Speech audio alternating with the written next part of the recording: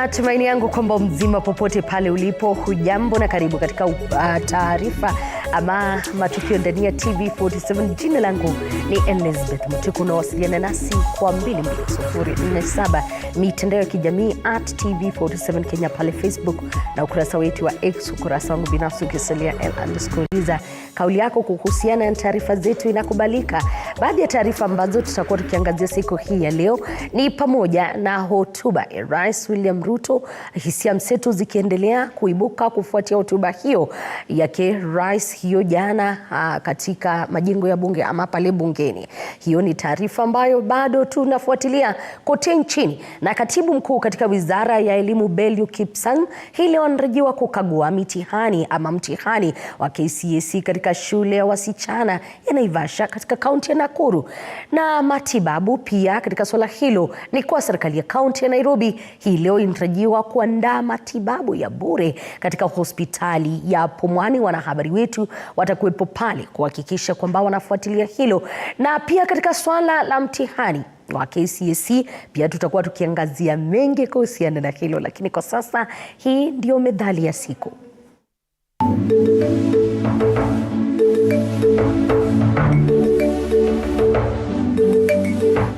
Methali ya leo: popo kadhani anamnyea Mungu, kumbe anajinyea mwenyewe. Popo ni mnyama mdogo kipofu mwenye bawa na afananaye na panya na hupenda kuruka usiku. Nyaa ni enda haja kubwa. Maana ya nje ya methali hii ni kwamba kwa kawaida popo hulewalewa kichwa chake kikiwa chini, ila hali miguu yake huelekea juu. Anapokunya hudhani amemnyea Mungu, kumbe amejinyea mwenyewe. Maana ya ndani: mtu anaweza kufanya jambo kwa lengo la kumuudhi mtu fulani, kumbe badala yake athari zake zikamrudia mwenyewe. Methali hii hutumiwa kumdhihaki mtu anayefanya jambo kwa lengo la kuwadharau wengine, ila likamrudia yeye.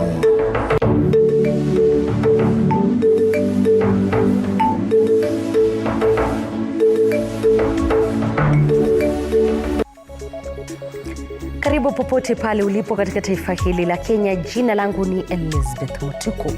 Katibu katika Wizara ya Elimu Belio Kipsang ameongoza shughuli za usimamizi wa mitihani na mtihani wa KCSE katika shule ya wasichana ya Naivasha, kaunti ya Nakuru. Aidha, Belio Kipsang amewaonya wanaojihusisha na wizi wa mitihani kuwa serikali imeweka mikakati ya kutosha kuzuia hilo, na kwamba watakaopatikana watachukuliwa hatua kali za sheria. Tuungane na yeye mwandishi wetu Willy Dennis Njiru na mengi zaidi. Naam, asante sana mwenzangu Elizabeth Mutuko, ukiwa studioni zetu jijini Nairobi, mbashara kutoka shule ya upili ya Naivasha Girls hapa mjini Naivasha, ambapo hii leo wamekuwa na fursa adimu ya kuweza kutembelewa na katibu mkuu wa Wizara ya Elimu hapa nchini, Bwana Belio Kipsang, na kikosi kizima kinacho msindikiza hapa ili kuweza kutathmini hali ilivyo katika mtihani wa KCSE unaoendelea kwa sasa, na amelimbikia sifa sufufu kwa mikakati ya usalama ambayo imewekwa ili kuhakikisha kwamba kuna usalama na uadilifu katika mtihani. Na bila kupoteza wakati tunaye kwa sasa Bwana PS, tujulishe hali iko vipi kufikia sasa kuhusiana na swala zima la mtihani. Asante sana, vile nilikuwa nimeeleza, tulimaliza mtihani ya Kiswahili siku mbili iliyopita. Leo tunafanya Kiingereza. No, you can say it in English. Okay, asanteni sana. So what we were saying is that we are just visiting a number of schools. This morning we have come through quite a number of schools just to appreciate what our children are doing in their mainly practicals that they were doing today in chemistry, to be sure that the setup is right, all the chemicals they require are there, and that they have adequately been prepared. And for the number of schools that we have seen today, we can say with a lot of confidence that our kids were adequately prepared. And we say thank you to our teachers, because I always say as a teacher myself is that God gave us an opportunity to co-create human beings. And therefore we are doing that exercise of co-creation. And as we trust our teachers to co-create our children in classrooms, we ought to trust them when they are doing their final assessment and doing the examinations that they are doing, so that we can give them an opportunity to be able to bring out the best of our children. And through our multi-agency teams this year, I've been around this examination for quite some time, and we have had quite a good run this year. Because as we do the chemistry paper today, we can say with all confidence that there has not been any early exposure of any of our papers.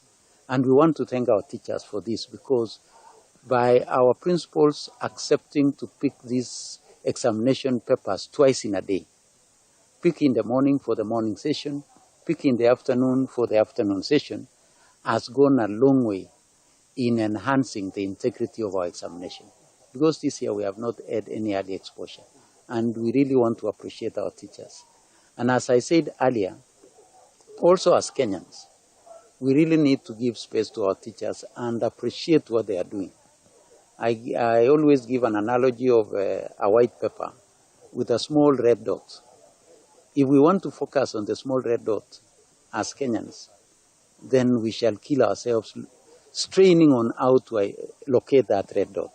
But if we appreciate the whole white paper that is there before us, then it will make a huge difference in ensuring and assuring our children that they have a good future. So this year, I know we have had quite some challenge with rains in the northern part, including Tana River and Turkana. But because of the investment and the effort that government has put in, we were adequately facilitated with choppers, and therefore we were able to drop all the examinations in the places that were required. Those ones which needed to be picked, our colleagues were able to pick them using these choppers.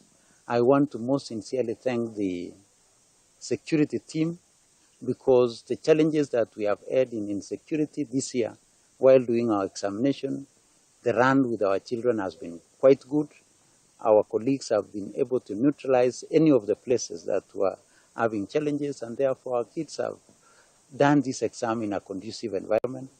But the biggest support also came from our colleagues in the ICT sector, the Communication Authority, our cybercrime team.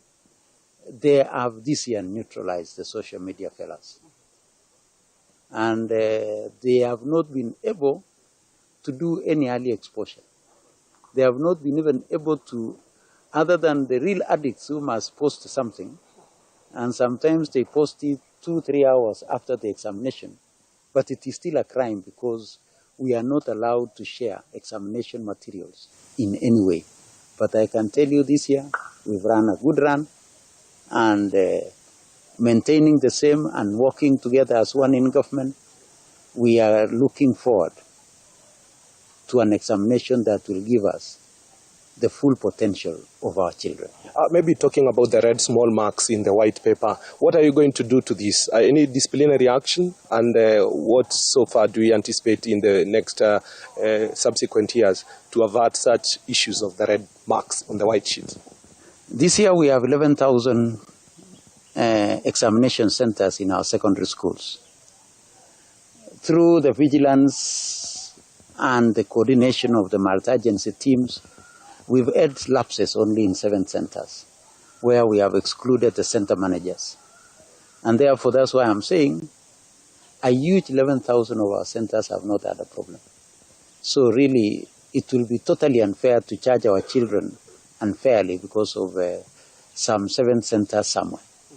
But we shall ensure that going forward, even those 7 centers and any other center going into the future, that we shall ensure all of us live up to the oath, live up to the profession that we have as teachers, and ensure that we give our children time to be children and allow them to realize their full potential without any interference from ourselves as adults. Maybe my final question in a minute, maybe you can bring us up to speed. We are through with the KCPE and the KPSEA. So what should we expect the announcement? We are already marking the KCPE and KPSEA because we would want to ensure that before our children go for the Christmas celebration, our parents will have been able to know where their children will be going to in Form 1, so that they can get adequate time to prepare. As we are all aware, post-COVID, we have now stabilized our school calendar. Our schools are opening on the 7th of January. And within a short time from there, our Form 1s will also be reporting. So we want to ensure that our children get adequate time to prepare to join Form 1, and our parents have enough time also to mobilize resources for fees payment in January as they take their children to Form 1. Thank you very much for your time. Naam, Elizabeth Mutuko, huyo ni katibu mkuu wa elimu hapa nchini, Bwana Belio Kipsang, akiarifu tu kwa kifupi hali ilivyo katika shughuli za mtihani hapa nchini, na ameelezea wazi kwamba usimle ndovu katika likizo hii ukamaliza, kwa sababu Januari inakuja na utahitajika kuwa na hela za kuweza kuwapeleka wanafunzi shuleni, ikiwa wewe ni mzazi ambaye atakuwa akimpeleka shuleni katika nafasi nyingine kufikia mosi mwakani. Ni hayo tu kwa sasa kutoka eneo hili la Naivasha, na kurejeshea kwako majembe mwenzangu Elizabeth Mutuko ili ukaweze kuendelea na taarifa zaidi.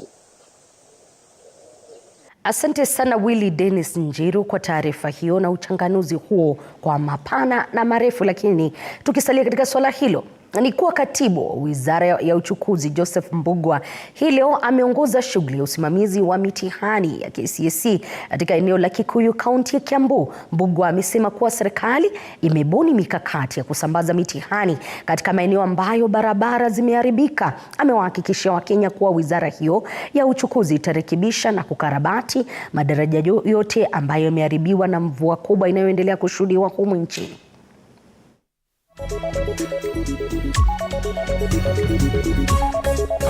Changamoto kubwa sana wakati huu kwa sehemu zingine ambazo barabara ziko na charge kidogo, lakini kama serikali tunaendelea na kujaribu kuwashikilia kule ambapo madaraja imeharibika, kujaribu kufuata alternatives kule ambapo tunaweza pata diversion, kule ambapo hatuwezi. Serikali yenyewe imepeana hata utumizi wa mandege ndio wanafunzi waendelee na mtihani kwa njia ambayo inafaa. Lakini tunatarajia mvua ikipungua kule ambapo tumeathirika kwa barabara zetu na madaraja, tutajaribu kukarabati ndio tukifika muhula mwingine tuwe usafiri uko sawa. Na kwingineko ni kuwa mwanafunzi wa mwaka wa pili kutoka chuo cha kiufundi cha Kisii ameuawa na mpenziwe. Kulingana na majirani, mwenda zake Lucy Bore, mshukiwa mauaji hayo, kijana mmoja anayedaiwa kusafiri kutoka eneo la Isebania. Wawili hao wanadaiwa kuwa kutoka saa 12 jioni Lucy Bore na mpenzi wake walikuwa wakizozana. Kisha kijana huyo anadaiwa kumdunga kisu Lucy na kufunga mlango wa nyumba ili kuwazuia watu kuingia kumwokoa Lucy. Ilikuwa mwendo wa saa 12 hivi ndio tumepata ripoti kwamba kuna kijana ameua msichana kwa nyumba hii mahali wamekomboa, lakini kijana mwenyewe ametoka upande wa Hispania. Msichana ndio anaishi hapa hivi, ni mwanafunzi one of the institutions in Kisii here. So bila tumepata ripoti tukakimbia, tukapata amejifungia kwa nyumba, tukampembeleza afungue akakataa. So ndio tumeita reinforcement kutoka Kisii Police Station. Before wafike ndio wanafunzi wamekuja kutoka GIT, ndio wamefahamia hiyo nyumba, wamefungua, wakamtoa nje, wakamchapa. Bila wamemweka nje ndio askari wamekuja, ndio wamekuja kusaidia yeye. Ndile ningeomba ni kwamba wanafunzi ambao wamekuja hapa kusoma, ningeomba wale wasasi ambao wanaishi na hao wanafunzi mahali wamepata nyumba, wao watiifu sana, wao wakichua jinsi huyo mtoto anaishi hapa hivi. Na ningeomba kwamba hasa watoto wasichana wapate ushauri kutoka kwa mpangaji ama wale kwa yule mwenye nyumba, ndio jambo lolote likitokea iwe kwamba inachulikana. Ni kisa cha kuhuzunisha tu. Na muungano wa wahudumu wa afya umelalamikia hatua za serikali ya kaunti ya Meru kumhangaisha mkurugenzi wa afya ya umma kaunti hiyo John Inanga kwa kumhusisha ama kwa kumshushia cheo na kumbadilishia mazingira ya kufanyia kazi. Wamemtaka gavana wa Meru Kawira Mwangaza kusuluhisha utata unaokabili sekta ya afya ya Meru, huku wakishinikiza afisi hiyo kurejeshwa na maafisa huyo kurejeshewa nafasi yake. Aidha, wameitaka serikali ya kaunti ya Meru kukoma kuwahangaisha wahudumu wa afya. Skewed political transfer of Director of Public Health at the County Government of Meru. We wish to say the following. In recent times, the County Government of Meru has found itself in the midst of controversy surrounding the non-procedural transfer of the Director of Public Health. The decision to transfer a key public health official or any other government official for that matter without following due process has raised questions about transparency, accountability and the overall functioning of the county government. Please use the procedures which are there. If you want to discipline somebody, there are procedures. If you want to do transfer, there are procedures. You know? And Meru County is not following even human resource manual in anything. Imagine. And it is as if we are making noise with no rights, with no backing of the law, and we are going to invoke the law, Labor Relations Act. Katika taarifa nyingine ni kuwa zaidi ya wafanyikazi 70 wa kaunti ya Embu wamekita kambi katika makao makuu ya kaunti hiyo wakilalamikia kufutwa kazi kwa sababu ambazo hawajaelezewa, wakiongozwa na katibu katika masuala ya wafanyikazi katika kaunti hiyo Roba Duba. Wamesema kuwa hatua hiyo ya kuwatimua ni kinyume cha sheria. Sasa wanashinikiza serikali kurejeshwa kazini ama kusaidiwa kurejeshwa kazini mara moja, wakisema kuwa hatua hiyo imewasababishia msongo wa mawazo na changamoto zaidi za kujidumu ama kujimudu kimaisha. Sababu ya kuamini kuna watu ambao wameweza kuingia katika ajira wasiokuwa na masomo ambayo yanahitajika, ndio hawa waweze kuondolewa katika hali ya kutokuwa kazini.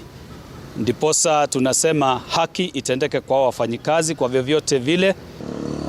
They still want that job done at the same level